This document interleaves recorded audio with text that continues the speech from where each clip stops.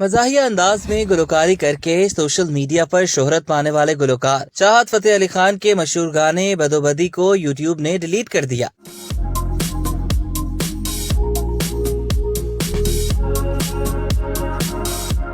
چاہت فتح علی خان کا یہ گانا ماضی کے مقبول گانے اکھ لڑی بدو بدی کا ریمیک تھا، جس نے یوٹیوب پر دیکھتے ہی دیکھتے 28 ملین ویوز حاصل کر لیے تھے۔ یہ گانا نہ صرف پاکستانی سوشل میڈیا صارفین اپنی ریلز پر لگاتے رہے، بلکہ بھارتی صارفین سمیت چند بھارتی اداکاروں نے بھی اس پر ویڈیوز بنائی۔ تاہم اس وائرل گانے بدو بدی کو اب یوٹیوب سے ڈیلیٹ کر دیا گیا، جس کی وجہ کاپی رائٹ ہے۔ متعدد میڈیا رپورٹس میں دعویٰ کیا جا رہا ہے کہ یوٹیوب کی جانب سے چاہت فتح علی خان کے گانے بدو بدی کو غیر قانونی طور پر گانے اور اپنے یوٹیوب چینل پر اپلوڈ کرنے کے نتیجے میں حذف کیا گیا ہے۔ یاد رہے کہ چاہت فتح علی خان نے اپنے متعدد گانوں کے بعد بدو بدی گزشتہ ماہ ریلیز کیا تھا۔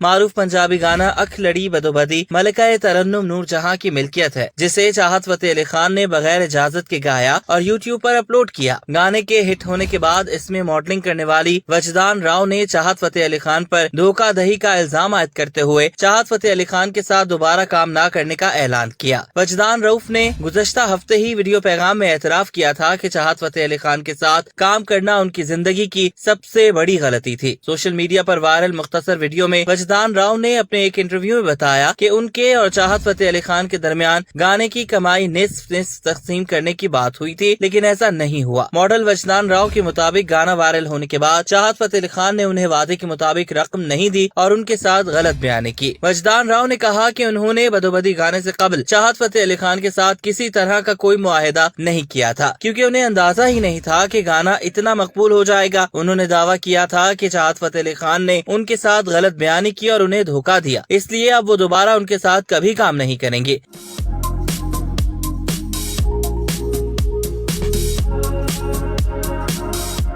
اس سے قبل وجدان راؤ نے بتایا کہ چاہت فتح علی خان نے انہیں گانے میں پرفارمنس کے صرف 5000 روپے دیے۔ دوسری جانب آج کل اداکار و گلوکار چاہت فتح علی خان مشہور قوال استاد نصرت فتح علی خان کی جانب سے گایا گیا مشہور گانا جے تو اکھیاں دے سامنے نہیں رہنا کی ری میکنگ میں بھی مصروف ہیں۔ اس کے علاوہ وہ 17 جون کو متوقع عید الاضحیٰ پر فلمی دنیا میں اپنا ڈیبیو بھی کرنے جا رہے ہیں۔